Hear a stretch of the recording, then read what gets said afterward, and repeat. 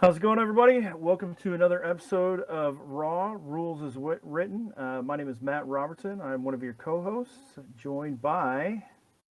I'm Stefan Surratt. Go as DM Bad Wrong Fun on a couple social medias out there, and we have our returning guest. I'm sure there's a couple new titles for him. If not, a lot of people are going to be disappointed, Matt. Are they? Is everybody digging the titles?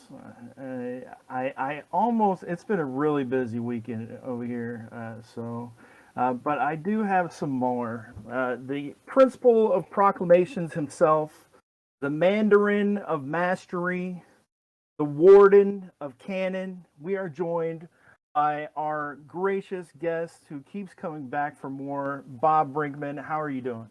I'm doing good, everybody. How you doing? It's so good to see you again. Hope you had a good holiday. Jen is back from PAX. Yep, Jen's back from PAX. That always makes my holidays better when Jen's home. Outstanding. Well, we have a little somber tone for the beginning of the show. One of our community passed away recently, pretty unexpectedly. This episode is dedicated to Matt Nixon, who lives over in the UK. I've gamed with him for about, I think, almost 2 years now in Lee Nielsen's game every other Wednesday afternoon. So he played Robbie and the Thief, and I played Fontino the Thief, and we would always get each other in trouble and then proceed to try to save each other's lives. But for his passing, we're going to take a little moment of silence and appreciate having him and the experiences we had.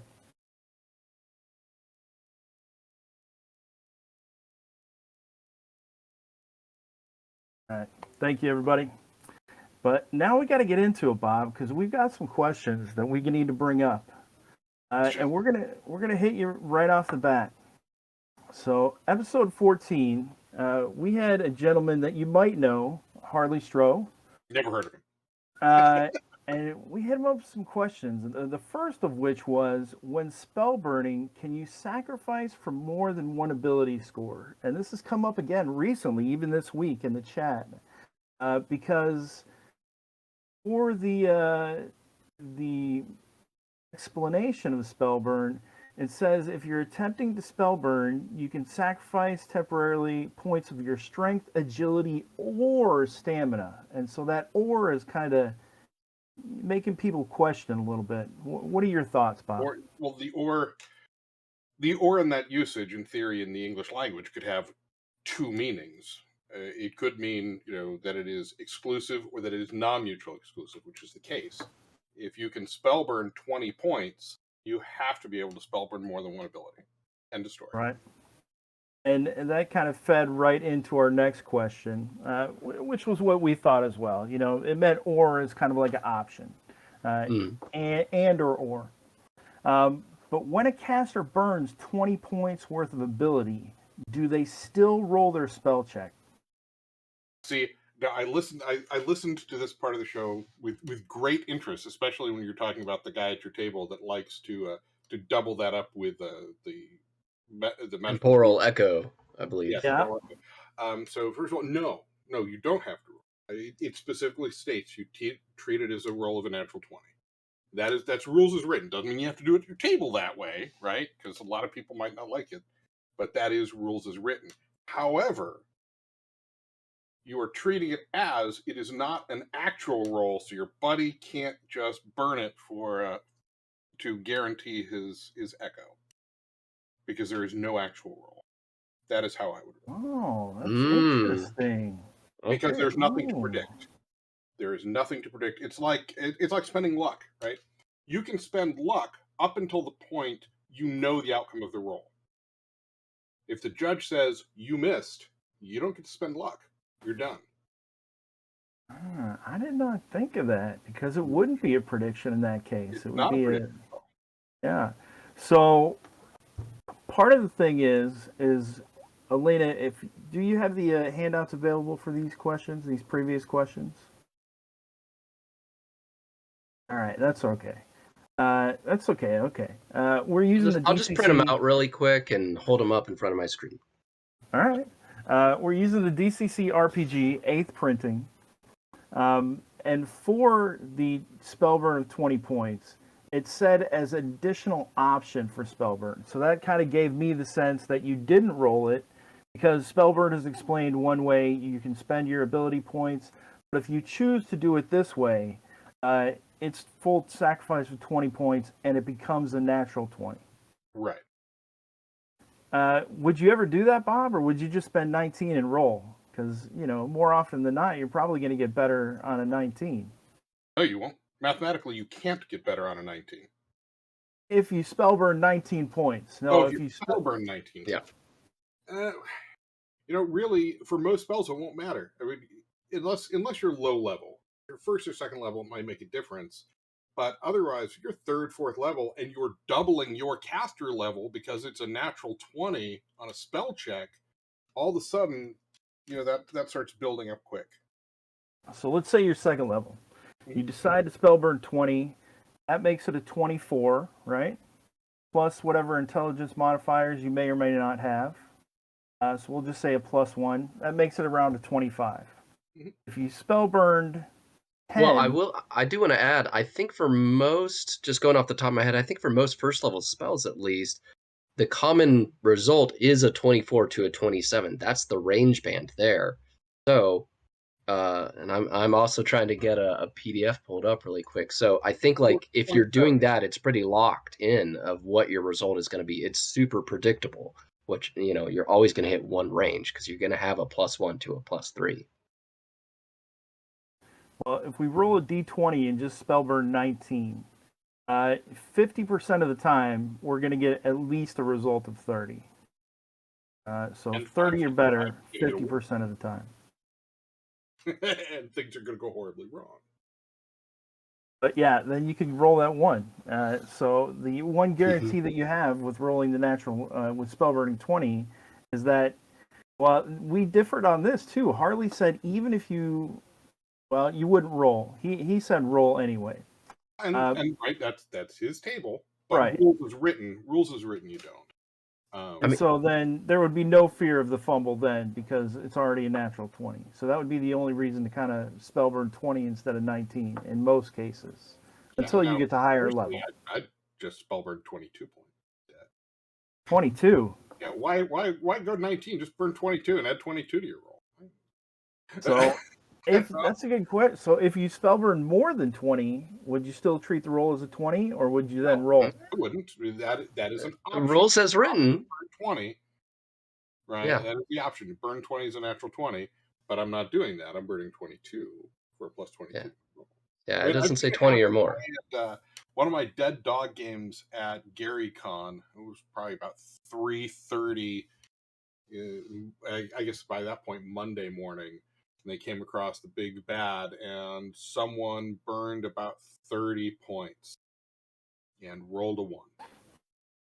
It was beautiful. Beautiful.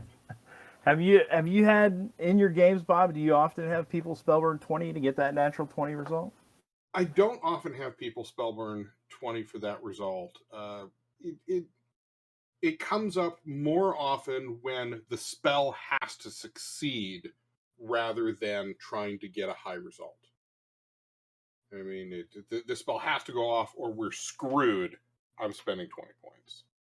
Probably some advice I should have used in Bob's Crypt of the Devil Lich playthrough, Stefan, on the invisible floor with the invisible imps, and I cast my spell.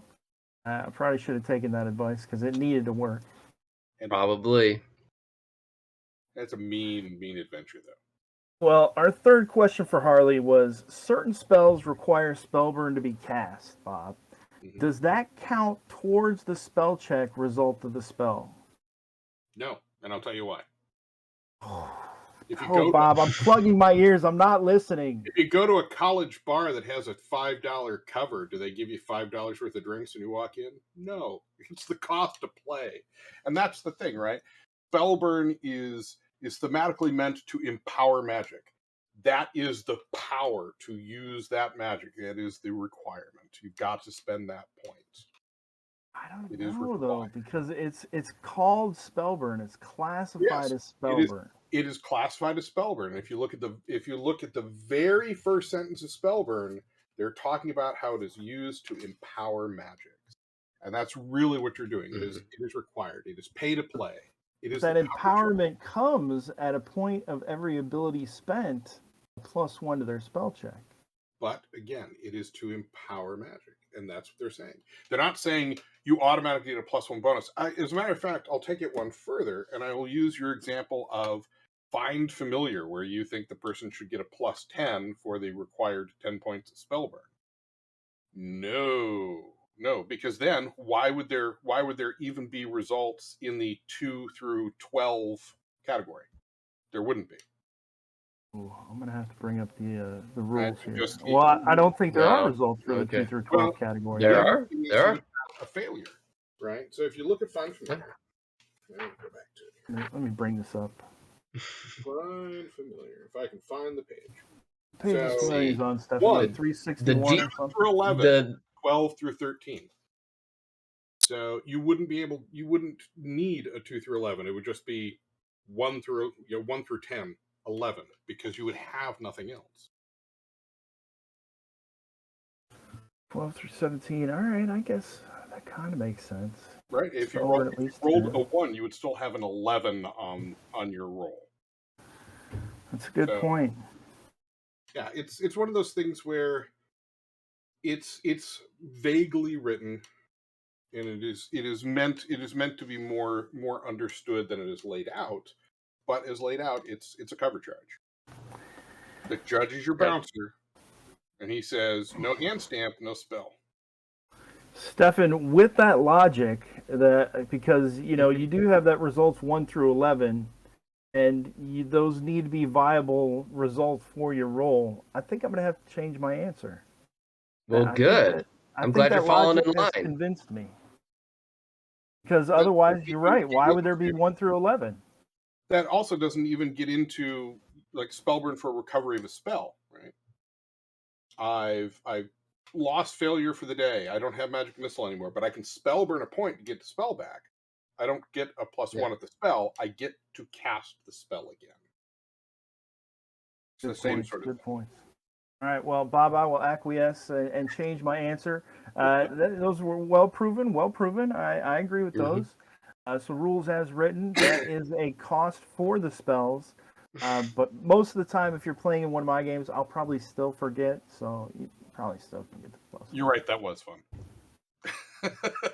I'm glad you're finally paying attention, and it's taken 16 episodes, but you know how to play the game now, Matt. I know. I mean, I'm just saying, like, Bob has this way of pointing things out that I continue to keep missing in the book, and I'm like, how did I not think of that?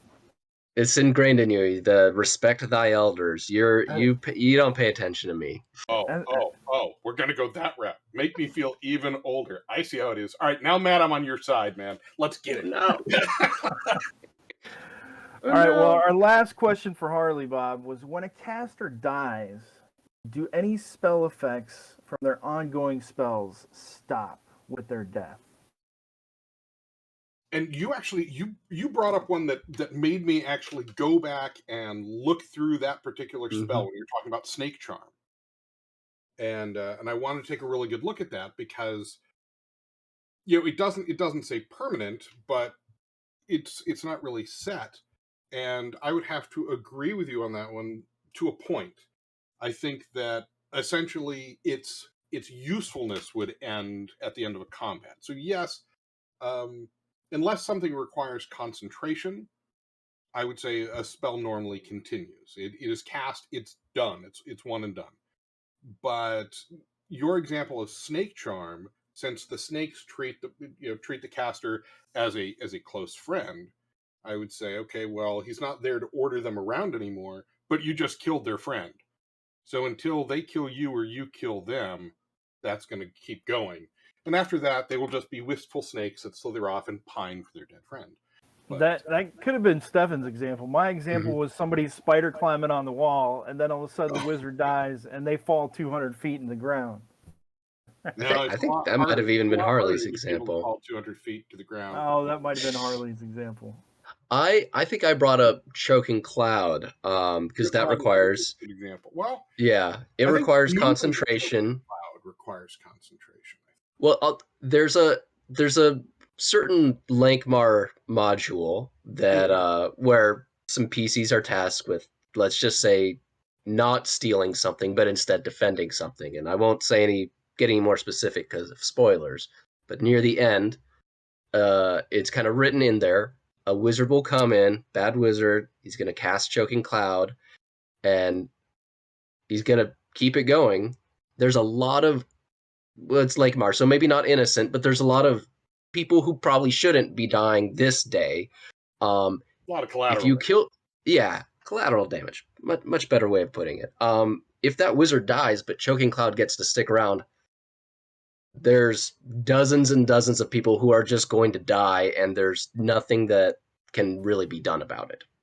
Unless, well, I can't even think of anything that would be a level appropriate for what the module is set as. And so that's the thing, right? Because if you look at the lowest level of Choking Cloud, you cast it, you hit a target, it follows the target. The target can't move out of it. You don't have to concentrate on it. It just goes. It's higher levels where you can concentrate and move it. So I think that depending on your level of Choking Cloud, it would stop moving because there's no one to force it to move unless it's a lower level. But I don't know as it would immediately dissipate. I don't know. That was kind of a tough one. I would say that it stays. And we also got Viper Mara in the chat saying, when you get to 0 strength, you can't move, and if you can't move, you can't cast. That's why armor check penalties are a thing. It's difficult to move around in that plate armor. So I don't know. That's another point for you're not going to be able to keep casting, keep doing anything if you can't move because you're dead. It's true. Well, if you're dead, depending on the adventure, there's not much you can do. Yeah. Well, we did have a couple Purple Planet questions for the Harley Bob, but we're only going to hit you with one of them. Okay. What is on the northern hemisphere of the Purple Planet? Tell us the secret. Oh, you think I know secrets? How about we hit Bob with another one? Because he may not be, Harley's probably got that a little bit. I mean, we know it's on the northern hemisphere. I meant the southern hemisphere. Yeah. Southern hemisphere. But how about the thoughts behind learning languages? Because there's stuff in that module about learning languages, trying to learn the Kith language, but it mostly says, hey, you should probably use comprehend languages. And if you don't have comprehend languages, why don't you do some charades or roll some luck checks? And I'll tell you, I'll add to this because I'm playing a CNC campaign on Thursdays. A couple of the players know a few languages. And I'm like, well, just like if every day they teach me a few phrases here and there, wouldn't I eventually be able to learn the language myself?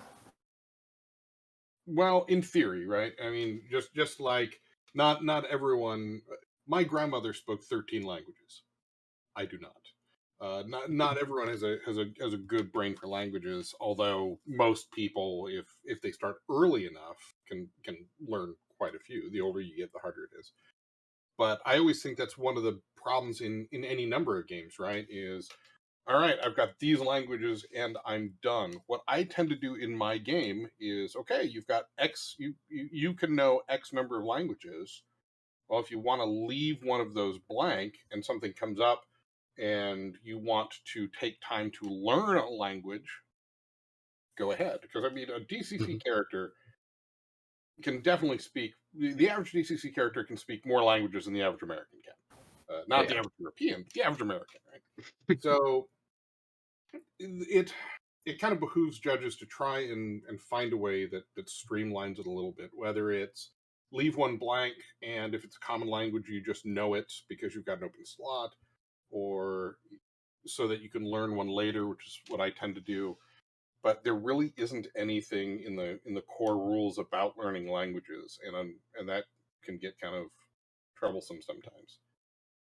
Oh, I have a cat making an appearance apparently. Ooh. But the one thing I did find, it doesn't specifically say languages in it, but in the Judge's Guide to Nuon, so we're going back to Lankmar again briefly before we go away and then come back once again.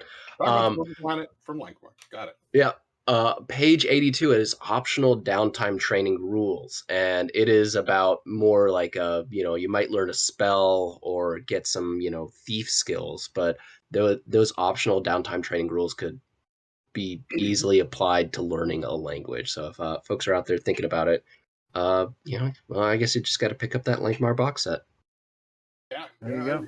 At the end of the day, nothing should ever be a permanent obstruction, right? Because if your thief is unconscious, or your wizard can't make it that week, what are you supposed to do? Things like that are meant to enhance the flavor of the game, not to prevent gameplay. You could also Alright. just get a hireling that knows that language. He comes along just to be your translator. You go to the Purple Planet. How many people on the Purple Okay, Planet yeah. already know Common? Not very applicable there, but Well, let's get your final answers on these Harley questions, Bob. On spell burning, can you sacrifice for more than one ability score? Yes. When caster burns 20 points worth of abilities, do they still roll their spell check? Rules as written, no. Certain spells require spell burn to be cast. Does that count toward the spell check result of the spell? No. When a caster dies, do any effects from their ongoing spells stop? Depends on the spell. All right. Stefan, do you want to hit Bob up with the questions that we gave to Jen? sure. I mean, the first one I don't know. It was just, how does the patron die work in DCC Lankmar? It was not a how does this rule work question. It was more of a PSA. Here's a rule that most people Right. don't use in their game. So I think Jen covered it really, really well. I had no idea there even was a patron die. Oh yeah, we built a sheet that included it. Do you got any comments on the patron die there, Bob? No, I think she covered it pretty well. I mean, you can have multiple patrons, and of course, the key to remember is if you have multiple patrons and you use a patron die, that impacts all of your patrons. Okay. That was not something I picked up on, but yeah, okay. that's something that Michael Curtis was very clear to point out, because okay, so you went to this guy, well, you just offended your other patron because you didn't come to them.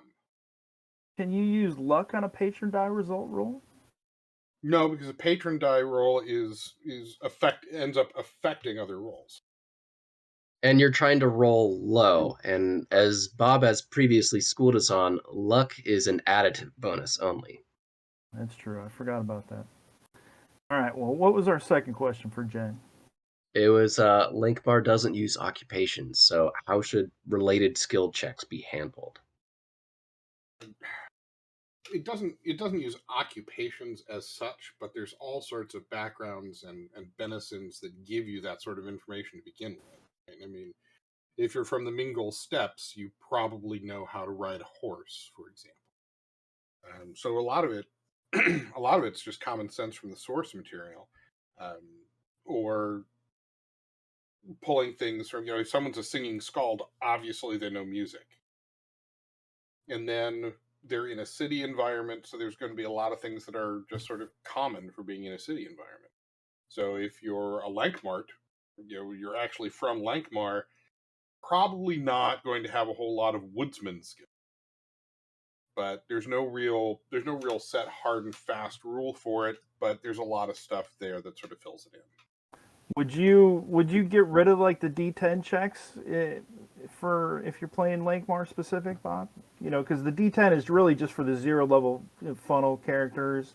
Then kind of for anybody that doesn't have training in a skill. Well, it starts with the 0 level funnel characters because it's specified for them being villagers, and then it carries on through your occupation, right, in higher levels. No, Would you certainly maintain the D10?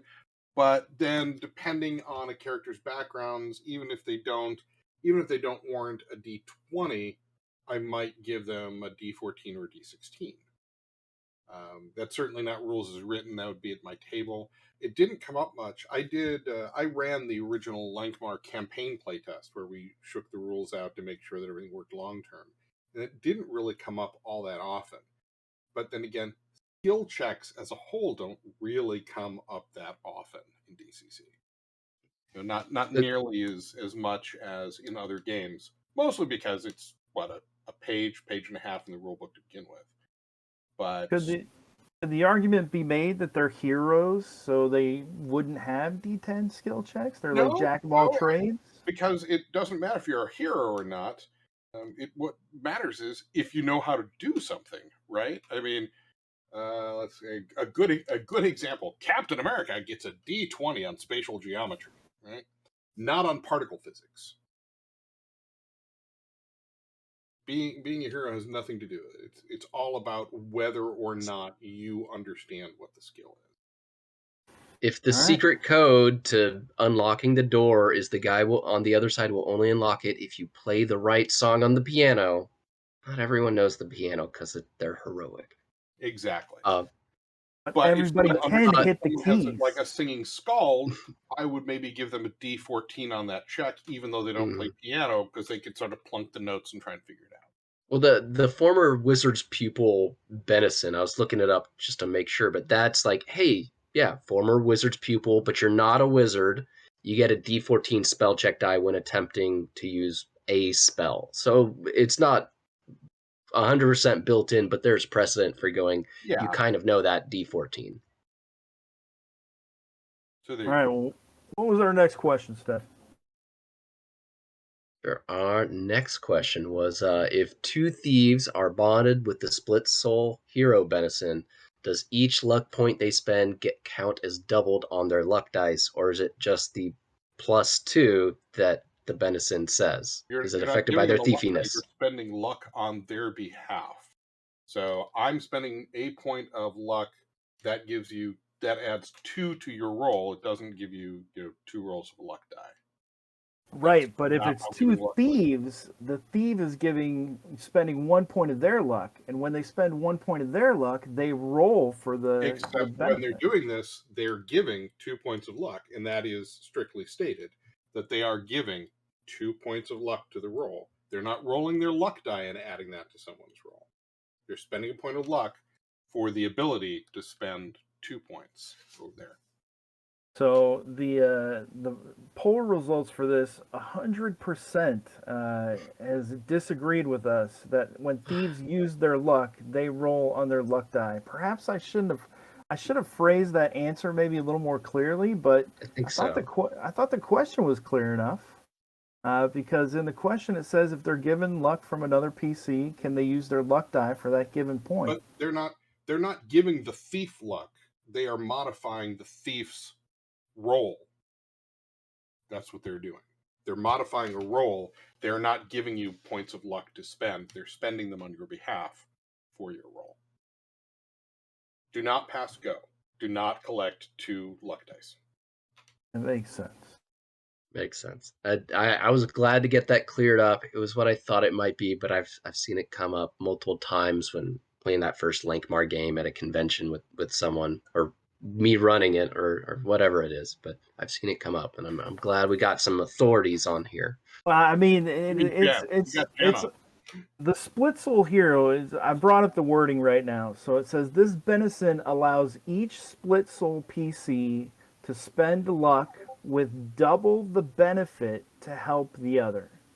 So if I was a thief and I rolled the luck die of a D4, I would spend my luck and double my benefit, which would be 2D4. The last sentence beyond that says each point of luck grants a +2 bonus to the assisted PC There roll. you So go. Each point of luck grants a 2 point. There's Yeah. that undermines completely the concept of rolling your luck die. It tells you right there that's not what happened. yeah, All right. I agree. Yeah. We're all in agreement. You're just playing devil's advocate Of a little course, of too course. much. You think I, spicy? I have to. I have to. Well, the next question was a good one, and you can approach it from the multiple angles also. But it is if engaged with multiple enemies, how many withdrawal attacks are allowed? Okay. So 'Cause I think it uses the term active melee in the wording. If you are in active melee and someone runs away, you get a free attack on them. So if So you're in let's melee with let's multiple people let's but the thing is yeah, you're not, right? You're hitting. So who did you attack this round? If they so try to escape, you get an attack against them. You don't get an attack against the guy next to him. You're not actively melee with it. Oh my gosh, Bob! What? Oh, skirt, skirt, you're blowing up my entire ECC process here that I've played for 2 years. Active melee is once you swing on me or I swing on you, then we're engaged, right? Are you saying it's only with one target? It's you are engaged with one person. So now 4 people can be engaged and whooping on you, right? And if you retreat, those 4 people all get a swing at you. Okay. But you don't get a swing at all of them. You can only attack. You're only attacking one person. All right. That's See what the you're person saying. that you are actively engaged with. That's what I've been coming around to. You can be engaged in combat and be with a group and actively engaged with a particular target. So they're actively engaged with you. Well, see, I don't know, because once they swing at you or you swing at them, you're both actively engaged. No. Once they swing at you, they are actively engaged with you. Whomever you are attacking is who you are actively engaged with. The other people are just thumping. All right, You're not parrying, you're not dodging, you're concentrating on someone. That's why so many people think that if they get into a street fight with like 6 guys, they're going to win anyway. No, because you're punching one guy and 5 other guys are beating the crap out of you. You are not actively engaged with them; they're actively engaged with you. Let's look at withdrawal real quick. Once a character is engaged in melee, so that is our criteria. Yep. He cannot back away without opening himself up to attack. So it doesn't say active. Oh, it does right here. If a character or monster withdraws from an active melee, which we would need to define whether to retreat or move to a new position or attempt some action, his opponents plural immediately receive a single free attack. It's an active melee. If I'm not attacking you, if you and I are in combat and I don't attack you this round, and so you decide you're just going to step back. Well, Bob's not swinging at me anymore. I'm taking a step back. I don't get a free attack at you. I'm not engaged in combat with you. I don't know if I can agree with that, Bob. Because let's say we're in fencing. Let's say we're fencing, and no. Fencing. While beautiful, is not real combat. But you talked about going to the bar. You talked about the cover for the bar, and I can't bring in fencing. That's like almost. I'm not kidding. I know how to fence. It's like a sister to sword fighting. I would maybe give you saber, maybe, but foil or epee, no. They're beautiful. They're great skills. They're not. What were you gonna say, Stefan? I was gonna say let's complicate it a little bit further. Let's bring in the halflings. Now that I've got 5 fencing maestros on their way. Yeah, let's bring in halflings or 2 weapon fighting in general. Mm-hmm. You can go up, use your D16 attack die. We have 2 goblins. They're right next to each other. I can attack Goblin A, and I can attack Goblin B because they're right next to each other. I get to be in active melee with both of them, and if they both try to leave, I get to try to attack both. I would have to say, based on the way things are going, if you have swung at both those goblins in the round, and you haven't hit and killed them, because they are goblins. Halflings can generally take out a goblin. I would certainly give you that, because you're fighting 2-handed. I'm not granting you extra attacks, right? It's not like I get 1 attack per round and now I'm striking at 4 people. It's pop, and it's already diminished. Anyone that's fought Florentine knows that's possible. It's not a well, we've all fought Florentine, so we know. But I'm gonna have to disagree with your definition of active melee, because if we look at withdrawal in the book, it says once a character is engaged in melee, and then he cannot back away. He cannot back away without opening himself up to attack. So I would think that previous sentence is our definition for active melee. They're engaged in melee, and they cannot back away without opening themselves up to attack. If you start attacking someone else, you're engaged elsewhere. Exactly. Right, but if you're in a turn and it says once a character is engaged in melee, they cannot back away without opening themselves up. It specifies that it can be a character or monster. So you can be engaged Because once they move forward, they're engaged in melee with you. If they're swinging at you, yes. If they step up in front of you and they're swinging at your buddy next to you, they're not engaged with melee with you until if you attack them. You can't have an engagement without two parties. Oh, I can't no. swing at Stefan because he's not here. The character's engaged in melee. He cannot back away without opening himself up to attack if a character or monster withdraws from an active melee. Right, active melee being defined by the sentence above it. No. It's not defined. Yeah, that first sentence does not define it. That is simply melee. Active. How do we know? You are actively hitting someone. If you're standing in front of a wall, you are not actively hitting a wall. You're standing in front of it. That's an opinionated definition of the word active. My opinion of the word active. Wait. My opinion of the word active would mean an ongoing battle. If we're engaged in this words, we're actively conversing with something. Yes, I'm still actively, but Stefan is still actively engaged in the conversation because he's here. So, Stefan, am I actively engaged in a conversation with Matt right now, or am I talking with I don't know. For a second, I was actively engaged with chat and not the conversation. All actively in the session. See what I'm saying? No, that is not what they are referring to, Matt. I'm gonna pull out a phrase I don't often pull out. You're wrong. Everyone watching, wrong. Everyone watching, we will rise up against Bob. We know. Bring it. I fight Florentine. All right. Well, when this hits YouTube and it's on one thing for all time until Google dies a horrible death, get us in the comments. I think you could define active melee as the session. We are in a session of Raw right now. We're engaged, engaged in active conversation. You are grossly trying to expand what things are so that you can get an attack on someone that you're not engaged in actual. I mean, Matt, not really. Matt, let's take it to a conversational thing. If Bob decided to ignore you for the rest of the show and only talk to me, but you kept talking to Bob, is he actively in a conversation with you? I think he's only actively in a conversation with me, even though you're actively in a conversation with him still. Correct, but he's actively engaged in the session of Raw, which is conversation. Wait. I got the explanation right here. That's like saying I'm actively involved in a battle, but melee combat is happening all around me. So active melee means melee in my vicinity. Active battle is whoever I'm directing my strike. You're dying on a hill, Matt, that you don't want to die on. You are wrong. I don't know about that, Bob.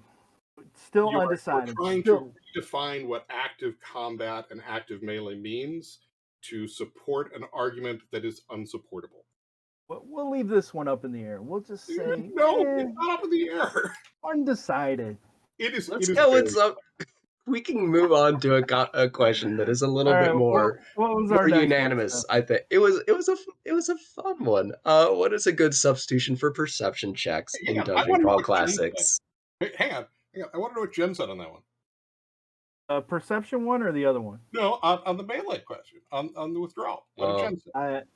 I have not. Editor from Goodman Games say. Is she there? Call her in and tell her to re-answer.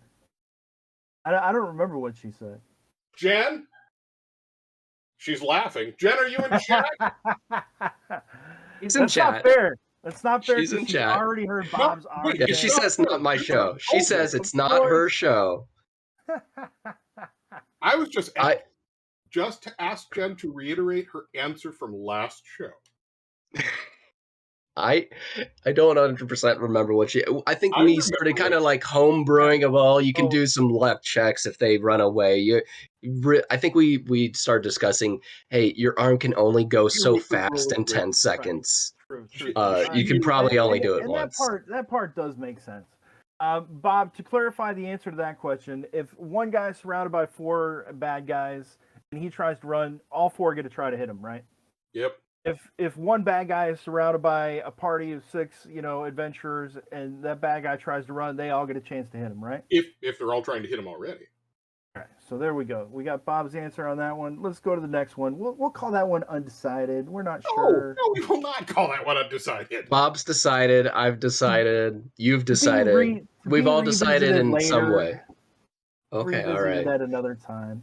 When we do 100 episodes, we'll come back and do our clip show of the most contentious Raw moments of all time. True. Why do I have a feeling that will be me? I have an anniversary at 50 episodes. Okay. What was our last question for Jen? It was, what is a good substitution for perception checks in Dungeon Crawl Classics? Intelligence and luck. Luck to hear, intelligence to see. All right. That is have you rules is written. Yep. Have you implemented or used or seen anything else in any of your other games? Well, actually, I implemented those. That's much to my chagrin. That's something that I wasn't really solid on until I started working on Crypt of the Double Edge. And that's when I came across that. When I was like, there's got to be a way. There's got to be something. There's got to be something. And so that's when I started using them. Luck. I think luck is kind of weird situationally. I think that if you're trying to listen at a door and there's people talking on the other side of the door, I'm not going to require a roll because they're talking.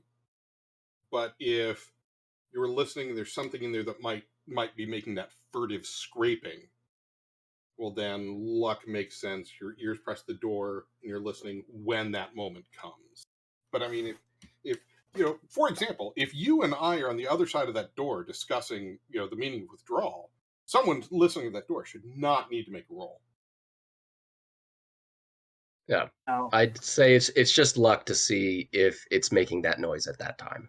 Now, Stefan, if I'm listening to what Bob says but not responding, am I still engaged actively with him? I think so, because I'm actively listening. It's part of a bigger picture. But anyway, Well, you'd have to roll luck to see if you hear. Matt, man, don't die on this hill, Matt. You're better Let's get your final answers, Bob. Langmar doesn't use occupations. How should related skill checks be handled? How should they be handled? Handle them with a D10, D14, etc., based on backgrounds and benison. All right. If two thieves are bonded with the split soul hero Benison, does each luck point they spend count as double of their thief luck dice? No, it even says so. 1 point for 2 points. If engaged with multiple enemies, how many are each enemy allowed a withdrawal attack? Say that again? Yeah, I mean, now with this discussion, we're gonna if engaged. The question as written was if engaged with multiple enemies, how many withdrawal attacks are allowed? And we're obviously gonna have to rephrase that to attack who you're actively attacking as they retreat. And generally speaking, if 4 people are beating on you, chances are the 4 people aren't going to retreat anyway. All of them in the melee. All of them in the melee. Excuse me. Active. You should only be engaged with people you love. Wait, my answer is the opposite of what Matt is saying. I'm gonna just go on record here. This is like the deed die conversation. Hey, There's your first clip. Oh my goodness! Still talking about that. I'm gonna find some more evidence. Last question: what is a good substitution for personality checks in DCC, Bob? For personality? Perception. I mean perception. Perception. Perception is intelligence and luck. All right, there you go. Now we've got a couple of extra questions for you, personalized to you, Mr. Brinkman. The first one being, these are kind of more PSA explanatory questions as well. Not specific questions, but things, that we really haven't gone over yet for possibly new viewers to the DCC community. How does ritual casting work in a game campaign or session?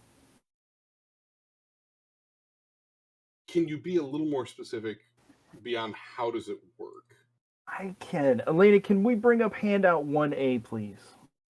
So typically, this ritualized version of casting is actually a different incantation than the normal version of the spell, and as such is considered specialized knowledge that must be discovered or devised on its own. Does that mean it has to have its own spell slot? or can one of the spell slots we already have, can it says it's a different version, but does it take up 2 spell slots? It's a different version. So let me tell you what I used to think, and let me tell you what I've been told. All right. What I used to think was, if I know the spell, I can learn the ritualized form. Same thing. What I have been told, and Michael Curtis schooled me on this one in Warcrawl. No, it is a different casting. It takes a different slot. It is its own thing. Even spells that are listed as reversible, you need to know the reverse of the spell. So that takes a different slot as well. Yeah, I was really Really? that out. I was heartbroken. Oh, I did not know that. It thwarted a lot of my plans. Go Team Chaos. Yeah, I guess that's we lost. we should discuss that at a later time. I've just been like, you want to reverse that? -1 on the die chain. That's what I've been doing I for a have long as time. well. Yeah. And hey, guys, again, rules as written versus rules at your table. Yeah, exactly. Is always the important thing, right? I mean, DCC is Yeah, rules, but I'm gonna keep doing rules it. written, it even states it is different knowledge. You need to learn it separately. All right. Well, shout out to Brucefer, who's on the Dungeon Crawler server. We've played together, Stefan, me, Brucefer, and a bunch of others for a couple of years now. But he's recently discovered the ritualized casting, and he had one game where he had a couple magic users with him, and he's like, "Hey, we can cast this together." And I've never really studied the ritualized casting, and I was like, "Yeah, sure, go ahead." Go with it. And it's more fun just to go with it. It really is. yeah. So how you actually do it, though, is each wizard, Elena, if you could bring up handout 1B, please. Each wizard past the first adds half his spell check bonus, including Spellburn, to the collective spell check result. Fractional benefits, so go down, rounded down. So it takes 2 individual +1 contributors to grant a +1 to the entire circle. So the maximum benefit of +10. When the spell check die is rolled, however, this is what I didn't know and what I kind of like. The casting mage can roll a number of times equal to the number of mages in the circle, giving only the highest die range and ignoring all the other results. So if you have 5 wizards helping you out, you get to roll 6 times. Yeah. So it increases your ability of actually getting a beneficial result, which, let's face it, if you got one roll, you still have that 5% chance of a 1. Mm-hmm. Whereas if you've got multiple casters, that number starts going down. Your chances of success start going up. Your chances of a 20 are going up. So, yeah. And for people wanting just a quick little bite-sized version of the rules, Mercurial Magic Result 65, that's the casting circle one, and that has, just ritual casting in like 3 sentences there. But yeah, there's a lot more to it if you want to get into it, really. You got that pulled up for us? Can you read that out, Stefan? I do, yeah. So the Mercurial Magic, it's 65 casting circle. It says for each wizard present and willing to assist, the casting wizard gets a +1 modifier to his spell check. Assisting in the spell casting does not require knowledge of the spell, but the assistant mages can perform no other action till the spell is cast. Now that's a Mercurial Magic, so that's not necessarily the same thing as the full ritualized. It's they're chanting its own sub thing. But you could also look at that as just like Enter the Dagon has streamlined spell duel rules. You could easily use that for streamlined ritual casting rules. Well, and one area where it might differ, where it does differ, and this is where if Brucefer tries to casting circle on me now, I'm going to get him with this one. Elaine, if you could bring up handout 1C, casting circle has a minimum casting time of 1 turn. So yeah, I was letting him do it 1 round, but it's 1 turn per mage involved. Is often closer to 1 hour per mage involved, and maybe longer still, depending on the nature of the spell. And then if corruption happens, out of a hat is a round. Catholic mass is a ritual. Yeah, absolutely. So it would definitely be something like that. If corruption is rolled, it's shared by all the mages, but you would have multiple chances, so it would be kind of hard to get 1-1-1. But yeah, so that's where I'm definitely going to think I might add that to the game. If he pulls it on me again, I'm going to be like, well, it takes a turn. It's going to take 10 minutes. But that would be different from the Mercurial, because the Mercurial wouldn't have the time limit. It would go off with the spell. Nah, I mean, takes time to hold hands. I would say it's still gonna have that boosted time. You I mean, think that just so? makes sense. I think so. That it doesn't say it's right there, but I think it's just kind of implied by I think, but it's forming a just casting circle, they can take no other action, right? Is that what Mhm. he? Right? So except I mean, assisting. right. So they're you're casting magic missile. They're essentially throwing in raw magic in with your spell because they don't have to know the spell. They don't have to know magic missile. So they're not casting magic missile. They're literally just adding their power to Mm. you. Very appendix N, right? All the wizards just kind of pumping a little extra energy in. So I wouldn't think that would increase the Mm. casting time. Okay. But they can't have acted already that round. Well, one additional benefit of the casting circle is the ability for multiple mages to contribute and to any additional spells cast during the ritual. So, like if they were creating wizard staff, Mm-hmm. and other wizards wanted to add, like lightning bolt into the staff or whatever, they can throw their spells in there as well to charge it. But are there cases where that could be used for, something else, Bob? If we wanted to, Stefan was casting spider climb and I was using my power to throw in like burning hands, could we have burning spiders, climb the wall? I would say if you want to do that at your table, it'd be cool. That But would be cool. no, because I mean your example, your prior example, wizard staff is a perfect example because there are a number of things that can be thrown in there and done. There's chances for variation. There's spells that can be put into it, as opposed to spider climb, which is I stick to walls. That's the I spell.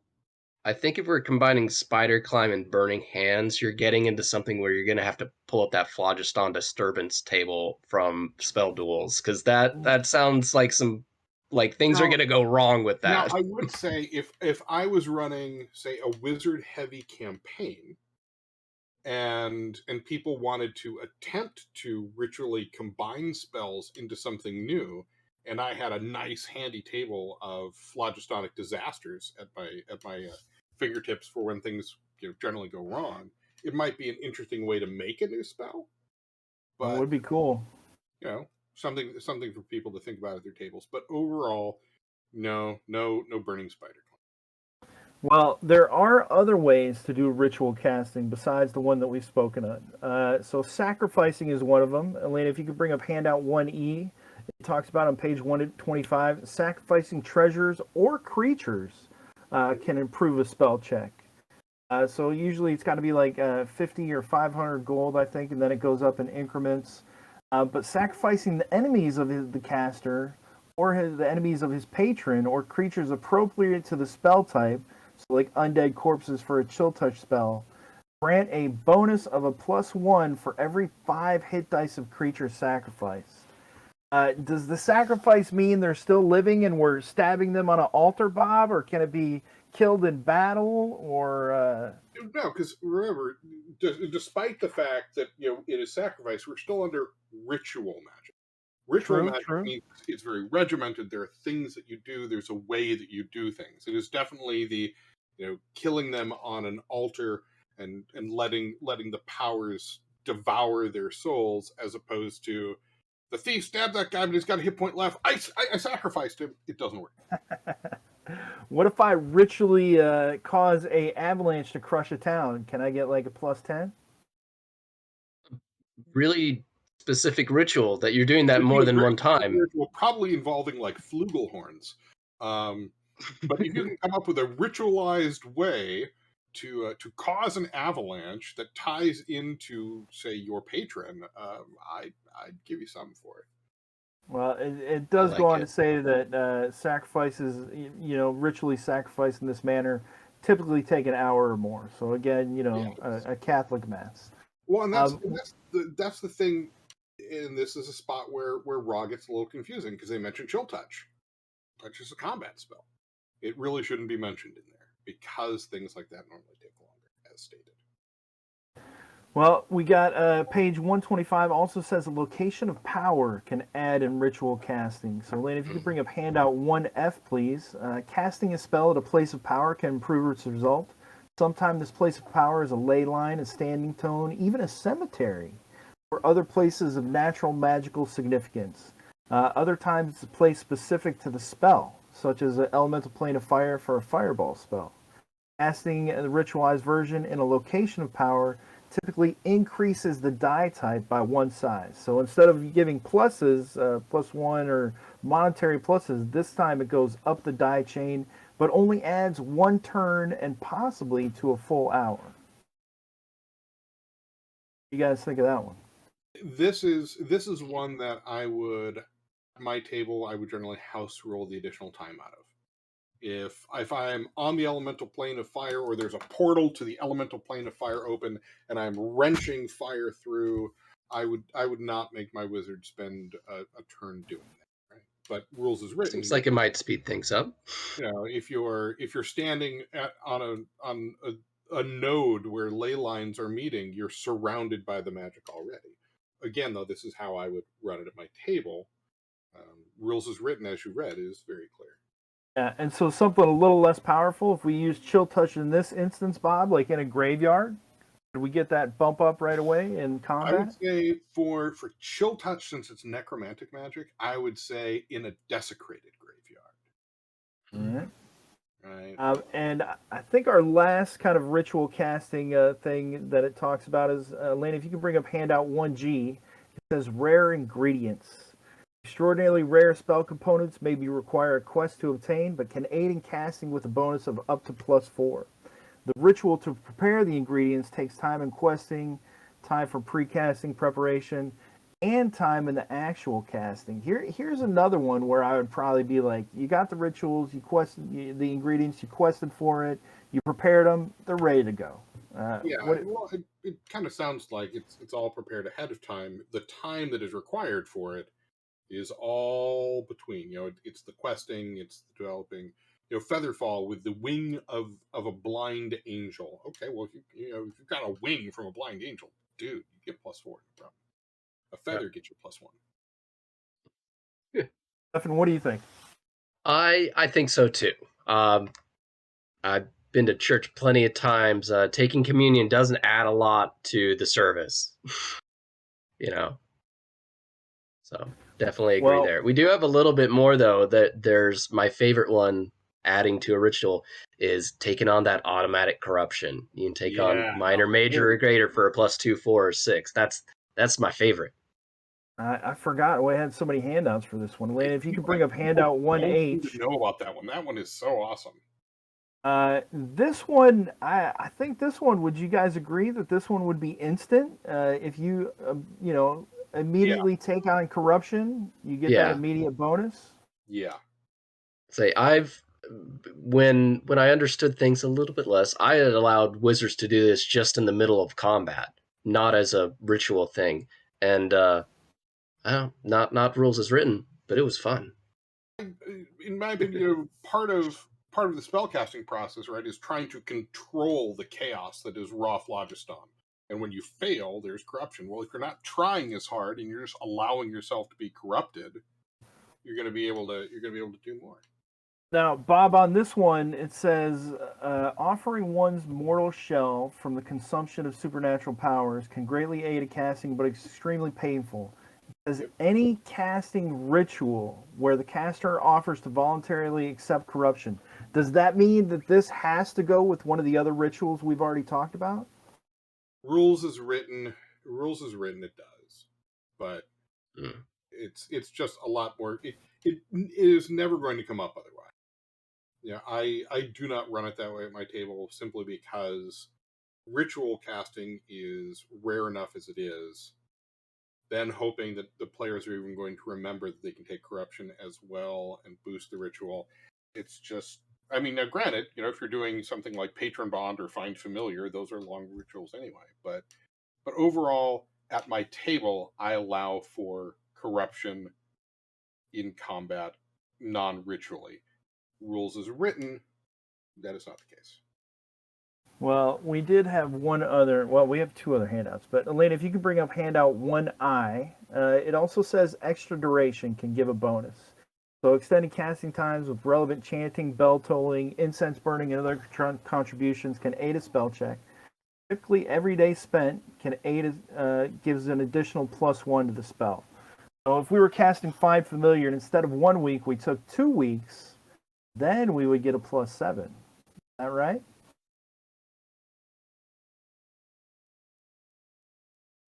Gonna get hungry. What's also nice is that is a ritual casting style that, in theory, clerics can use. Right? The clerics can't take corruption, but they can certainly take longer with ritualized casting.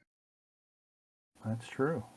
Yeah, so this is maybe a way for it does specify wizards below. It says the wizard may be required to fast. But yeah, again, it does make sense. But it also doesn't say elf, right? Elves can't.